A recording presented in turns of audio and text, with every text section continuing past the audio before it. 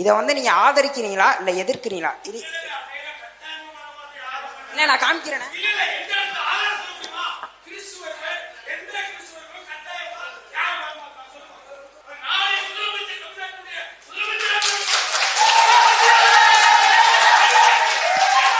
பொருளாதாரத்தில் பின்தங்கி உள்ள ஒரு குடும்பத்தில் போய் இவங்க வந்து பேசி அவங்களுக்கு ஒரு உதவியை பண்ணி அவங்கள கட்டாயமாக மதம் மாற்றம் பண்ணுறாங்க. நானும் ஒரு கிறிஸ்தவ மதத்தை சேர்ந்தவன் தான்.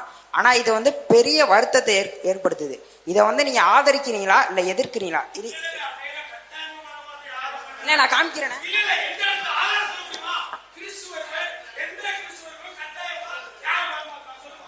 தம்பி தம்பி தம்பி ஐயா ஐயா கொஞ்சம் உட்காருங்க, கொஞ்சம் உட்காருங்க, கொஞ்சம் உட்காருங்க.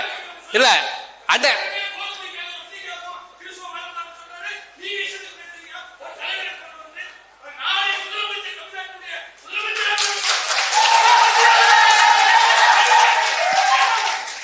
ஐயா ஐயா சரி, அதாவது அண்ணன் ஏற்கனவே தெளிவா சொல்லிட்டாங்க.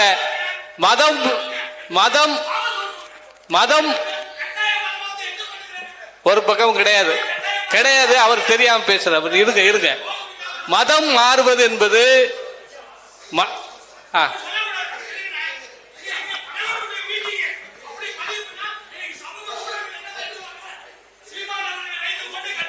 நான் பேசுகிறேன். கிறிஸ்தவ மதம் மாத்திருக்கணும் அப்படின்னா, வெள்ளக்காரன் இந்த நாட்டை ஆண்ட காலத்துல அவன் அவ்வளவு ராணுவ வலிமை வச்சு அவ்வளவு அடக்குமுறை ஒடுக்குமுறை வச்சிருந்தவன் மொத்த பேரையுமே கிறிஸ்தவரா மாத்திருக்கலாம்.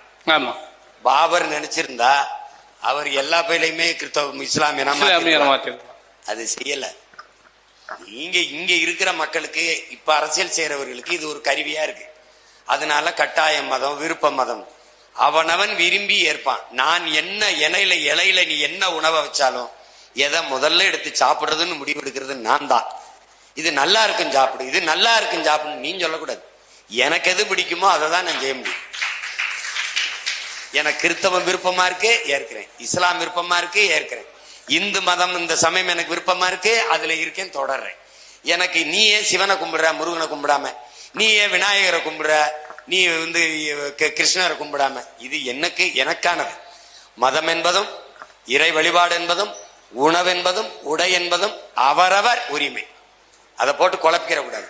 இந்த கட்டாயம்ங்கிற சொல்லு அது நம்ம ஏற்க முடியாது. நமக்கு தெரிஞ்சு எங்க நடந்ததா இல்லை.